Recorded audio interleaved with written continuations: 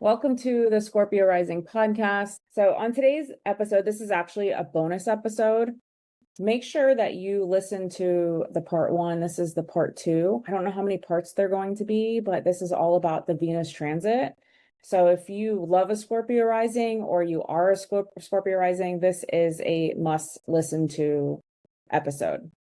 I'm going to go over this Venus transit in Libra, and it is going to go into Scorpio, and it's going to go retrograde in Scorpio at 8 degrees and then go back into Libra and kind of go over what it's going over now. That's why it's such a big deal.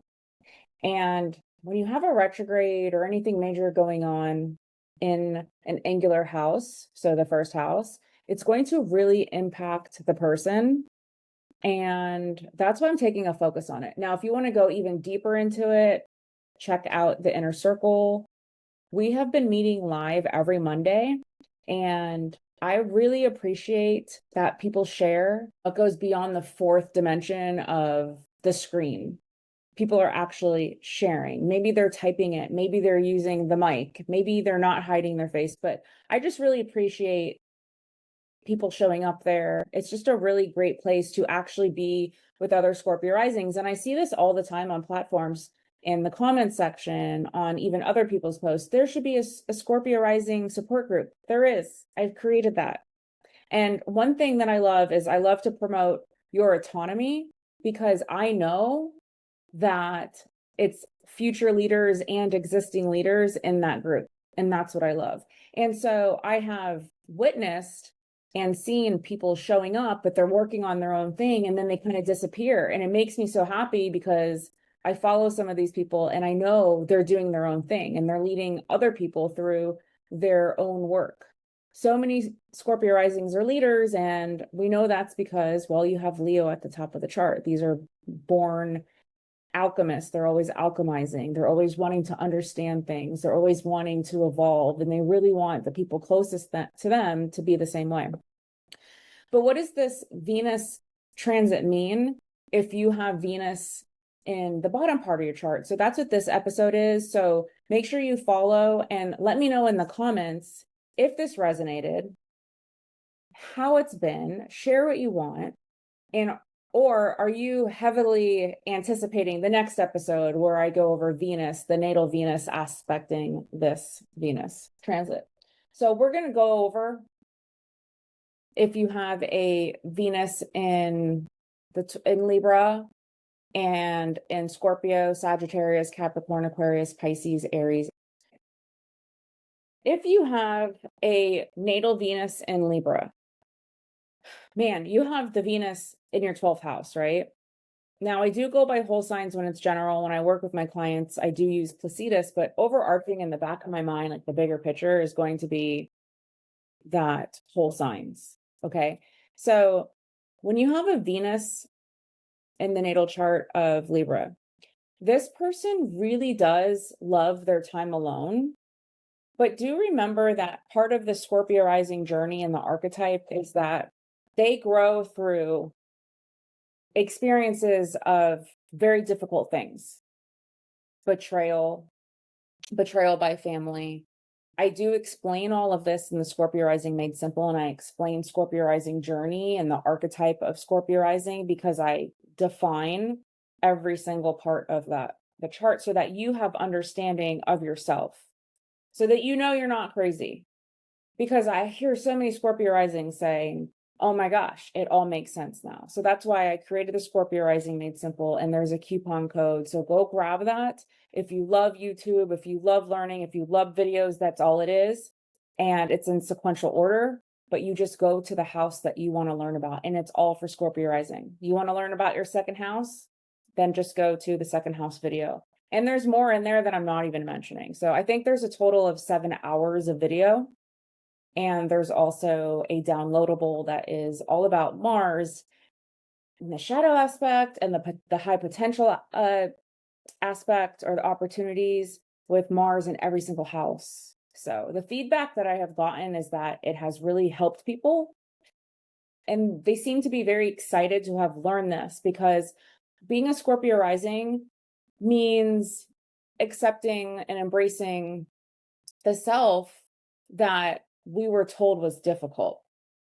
And I smile because if you know, right? If you know.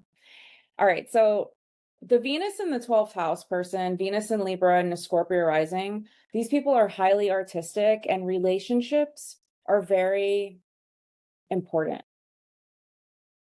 They can find themselves in relationships that kind of revolve around addiction and secrecy. I'm not going to get too much into the natal. This is a very brief episode. And again, I expand in the inner circle and there's an actual conversation. But the 12th house is the house of the hidden and the subconscious. And there's nobody actually in the 12th house but you. It is your literal subconscious. When you dream, we often dream in symbols and we're trying to make sense of our own world. That's also the 12th house. Yes, sometimes we have dreams that are highly psychic. We're getting a message, but it's because your subconscious knows. It knows, and it's trying to bring it to the conscious. It wants you to recognize it so that you can initiate into the world and take ownership of your identity. And that's why the 12th house, we enter into the first house, and that's the birth. That's the birth of the person. We can look at the 12th house while you're incubating in the womb, and we can learn about the experience of the external world that maybe was part of your mother's experience and that permeated to you and things that you were picking up. And because the 12th house has to do with karmic things ending, and there is a connection to mother through that 12th house, there's things that I feel like maybe the mother experienced and it's part of now our initiation to change something. And then here comes the Scorpio rising through that Libra 12th house, born as the Scorpio rising, and they are the generational curse breaker. I digress a little bit. But that Venus in the 12th house, where the 12th house is, when you have planets there, these things are very repressed and they can become scary to us and they sometimes don't actualize. We have to self-actualize. We have to make it a part of our self, our identity. And if you're looking at your chart, you have the 12th house in between the 11th, which is other people and hope and inspiration. And then you have the first house. So that 12th house is meant to be actualized into the identity. Okay. And then how we interact in the world, but also a part of that is being integrated into the 11th house of what we have to share with other people, because there is an energy, I want to say like an energy transferring from one to the other, because the 12th house does have to do with the collective, but it's in the context of we both can agree that I've been sad, you've been sad, and we can bridge that together through our own individual subconscious, and it becomes one. And that is the 12th house energy, which is affiliated with Pisces energy, by the way. So if you have a Venus in Pisces, I am going to get to that and see what that means for you during this transit. Now, if you're having a Venus return, it is a time to really go to reassess what's important to you.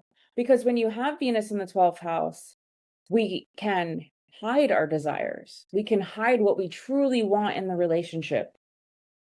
The relationship can become frightening because we can lose ourselves.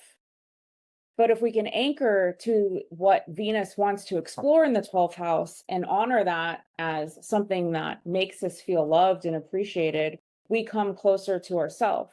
So Venus in the 12th house for that person, the relationship with the self is actually the priority. But that has to be not just actualized into the identity, but into the relationship. So I do feel like that's a tough one. Some things that might come up is this is a time to meditate, to isolate, to take breaks from people, to do things that you love to do by yourself.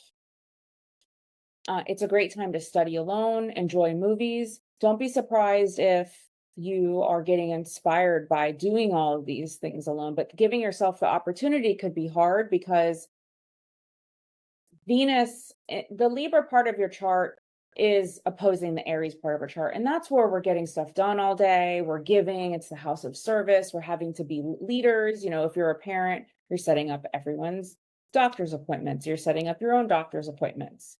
There's a lot going on. Scorpio risings have the capacity to get things done very fluidly and with great initiation and power because Aries is on the 6th house. So let's go into Scorpio. If you have a Venus in Scorpio, this is like a semi-sextile. It's harmonious, but like, what does that mean for you? It's like, I am the desire. It's not just, hey, will you make me feel pretty? I am pretty. I know this because I do this for myself. I do this with my body. When you have a Venus in Scorpio is debilitated. So Venus is the ruler of both Taurus and Libra. So if it rules your 7th house, how does that impact the fact that it's landing in your 1st house in your natal chart in Scorpio? Well, it's like when you have a Venus in the 1st house for anybody, they do require a lot of their partnerships, that opposing house, to make them feel good because they know they should feel good. So sometimes a natal Venus in Scorpio and they're Scorpio rising, they can maybe be overpowering the partner because it's like they want the partner maybe to desire that, or they're fulfilling their desire so much they're kind of leaving the partnership behind. So remember that the Venus retrograde is going to start in Scorpio because something's happening again in the 12th house and it wants to be self-actualized in the 1st house once that Venus comes back through the 12th to the 1st. So it's, I am valuable. I don't need someone to make me valuable, but I am valuable. And I don't have to control other people to get that. So yeah, it's tough because Venus in Scorpio, anybody with the Venus in Scorpio, they may seem calm and chill on the outside, but they are obsessive and they can use their willpower to overpower other people to get their needs met and to force closeness that maybe rushes somebody else, or we rush the process. And as of recording, we're dab smack in the middle of eclipses. And we know, if we're not new to astrology, you don't push things during this time. So Venus in the 12th house transit for everyone, for all the Scorpio risings, is let it happen, let it unfold. I'm so anchored in the self that I trust myself. I trust myself. By the way, I talk about this so much in the Scorpio Rising Made Simple guide. The 12th house, we can self-sabotage through the relationships. We want harmony and peace so bad that we will self-sacrifice to hold on to the relationship. But you will not, I predict that relationships that really do need to come to an end will come to an end by like maybe February next year because of the transits. And we will have a Venus in Aquarius, and that's going to square the 1st house after this transformation process. So if you have a Venus in Scorpio, it's having a lot of peace and stillness behind the I desire this, and there's no like exertion of your will on someone else. There's a different way about going about it. And remember, we're going to have the Venus conjunct Mercury as well. If you have a natal Venus in Sag, this is going to be in relation to the current transiting, because that's kind of like the work that's going on right now, the process that's unfolding. Everything's being related back to Venus transit in Libra. Libra is sextiling Sag. So it's an easier energy for you. I want to speak. These are all 2nd house themes. I draw a line to honor my freedom. Scorpio risings are the way they are with money and how they are with work and how if they're not happy in their work, it's such a big deal. It's like the end of the world. It's because Sag is on the 2nd house. This is our own personal resource. So Venus in Sag is all about wanting to explore through your voice, through your throat chakra, being able to make money in different ways, being able to enjoy your money. So those are some things that the Venus going through Libra is wanting. You have the possibility to strengthen the Venus in Sag. So all of these are just possibilities and or challenges coming up. So this eclipse has a lot to do with money, connected to self-worth, connected to some Scorpio risings are like, I quit this job. Finally, this is really scary. I'm doing my own thing, or I'm in this job. I'm only giving it a year. I'm starting this side business. There's a lot of money themes going on. I don't want to be in this relationship, but I'm also starting over from scratch. There's something like around money that's been going on for quite a while for Scorpio risings. But we're in this really weird time in the world where we know now not everything's about money, but we're trying to act in accordance to how money has ruled society. It's kind of odd. It's interesting. There's a lot going on there. So this is the opportunity to use the voice, any talents, resources that you've always wanted to do. Because remember, Venus is transiting through that 12th house and is trying to get you in touch with your hidden desires. So your natal Venus is in Sag and you need freedom. What does that freedom look like to you? I suggest if you're trying to look at your own chart, even maybe you don't use an astrologer, because the astrologer is going to help you see this. But if say you haven't ever used a professional astrologer, writing down your desires and then doing the research of what Venus and Sag in the second house means, seeing what resonates and going from there. So let's move on to Cap, because if you have a Venus Capricorn, this is going to be a big one for you. Very, very big. This is a square aspect. When you have a square aspect and it's in the way that it is in your chart, that bottom left quadrant, this is kind of like the start over the next 2 years for you of really drawing boundaries in your day-to-day scheduling. That's what something's coming up here. There's a big friction. And I think it also has to do with using your voice, and it can be linked to what do I do on social media? What am I supposed to do? You're having so much trouble figuring out what your message is. You don't have the problem being on social media, but you keep getting stuck on what is my message. There's something with communication there. Also, you could definitely have themes when it comes to siblings. And one of the things that I think is like the biggest of it and underlining is that you're going through this process of realizing you can't push yourself so hard that you don't have to earn rest. Venus and Capricorn right now with this squaring Venus and Libra, you do not have to earn your rest. You do not have to earn your keep.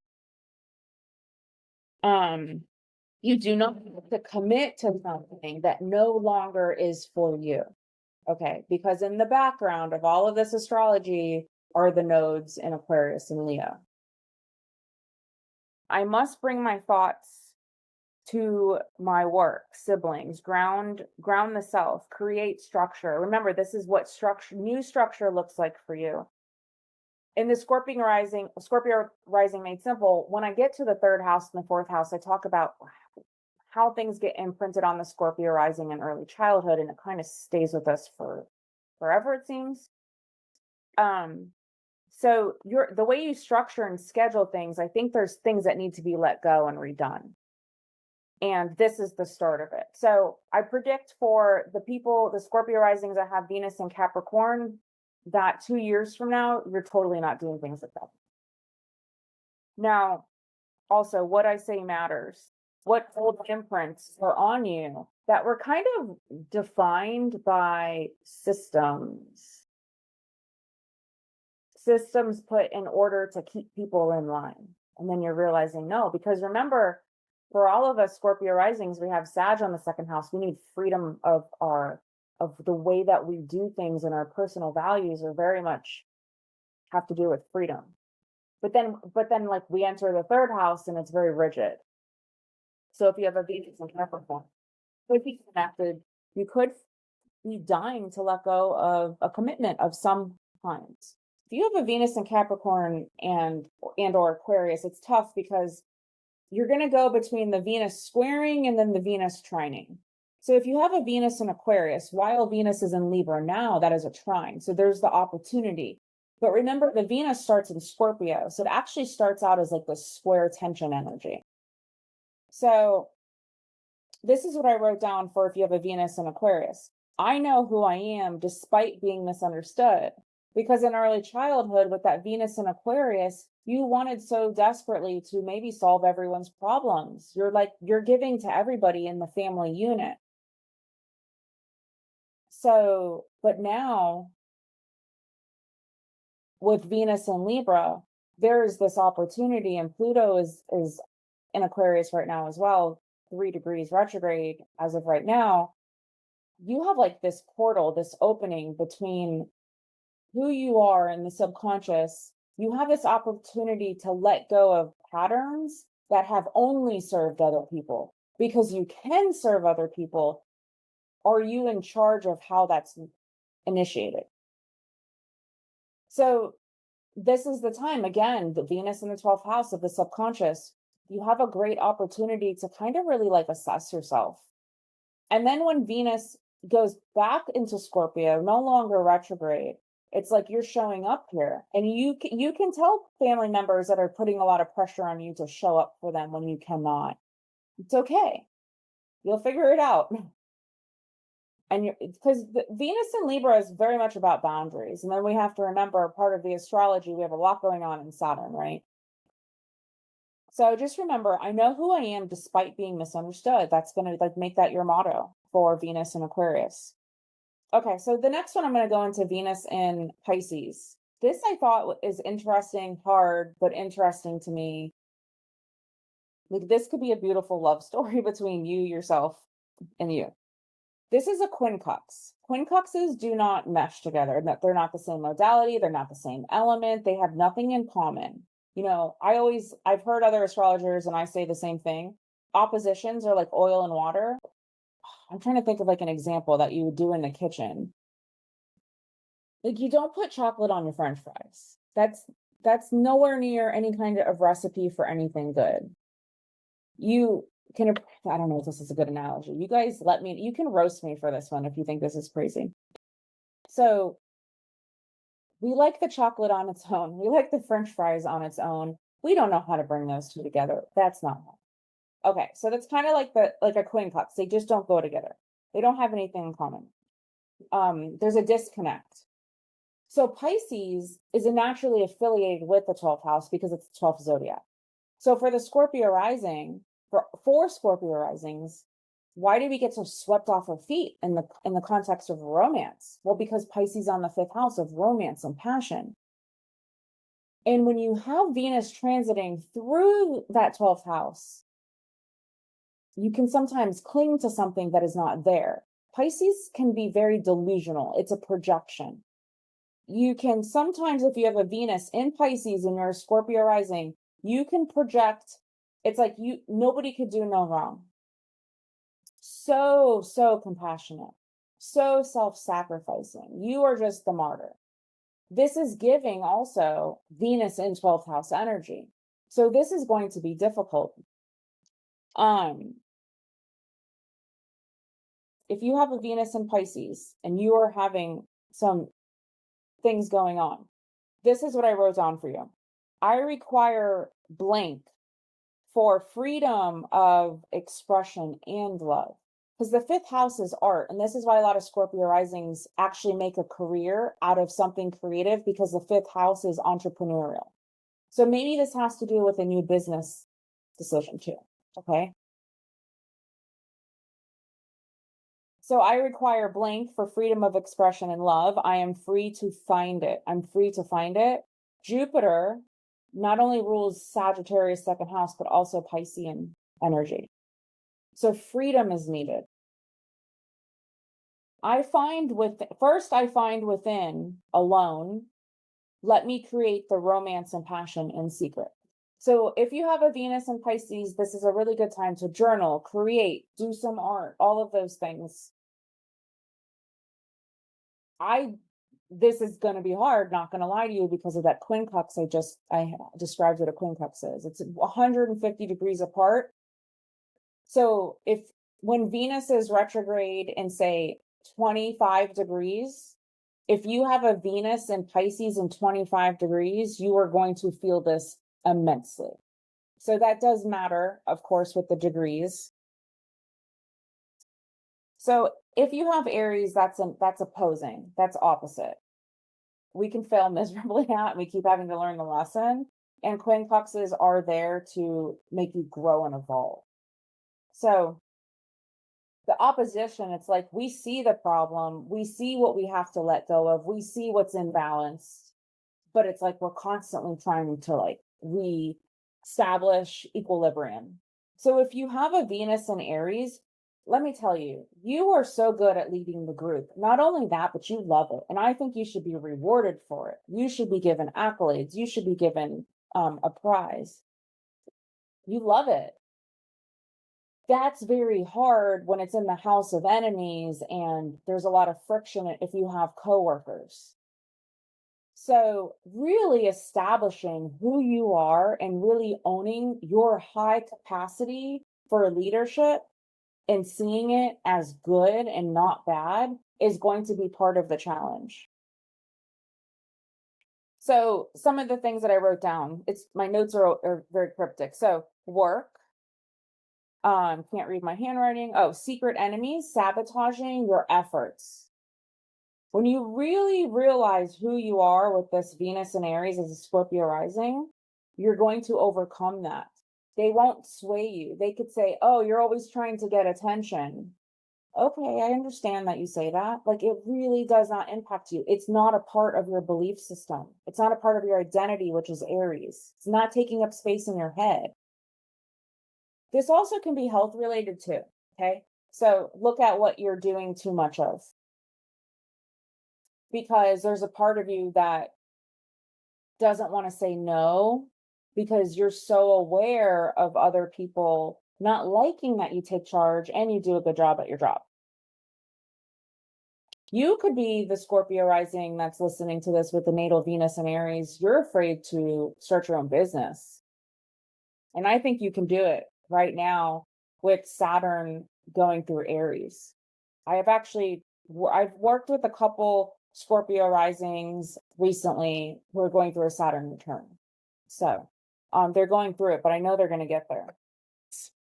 This is just a bonus episode. So yay, we have bonus episodes this week. And make sure that you hit the notification bell, you subscribe, leave comments, let us know what's going on for you. I'm going to be dropping a new episode Tuesday. I have Christina the astrologer on again, and you guys are going to love this. We're going to talk about synastry and what is difficult for synastry, specifically for Scorpio rising. So if you're a cross watcher, that is definitely the one to watch. And I'm going to keep the topic, because this is all Venus themed, like love themed. 75% of it is going to be from the perspective of romance. And I think because she does also specialize in children's charts, as I do, I think we might end up talking about like the parent relationship as well. So make sure you guys check in on that one. And I hope everyone is having a fabulous day.